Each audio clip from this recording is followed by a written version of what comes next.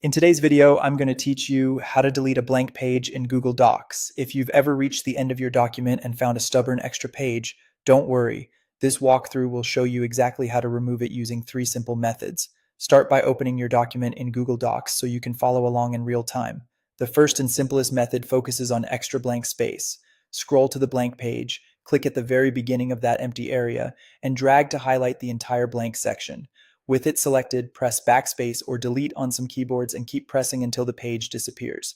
What you're doing here is removing hidden returns or stray spaces that push content onto a new page. If the page briefly shrinks or the cursor jumps up, that's a good sign. It means the extra space is being cleared. If the blank page doesn't go away, it may be caused by spacing settings on your paragraphs. For the second method, go to the top menu and open Format.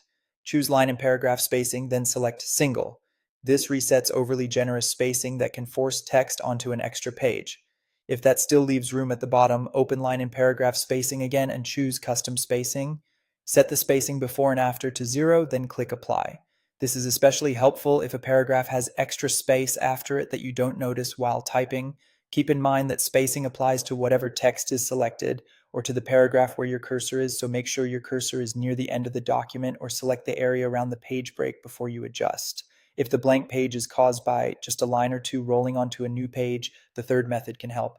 Open File, choose Page Setup, and reduce the bottom margin. Something small like 0.05 often does the trick. Click OK to apply. By slightly shrinking the bottom margin, you give your last lines enough room to fit on the previous page. This is a quick layout fix, especially useful when you're finalizing a document. Just remember that very small margins may not be ideal for printing, so you can always restore your preferred margin later. Once you've tried these methods, take a moment to scroll through and check your document.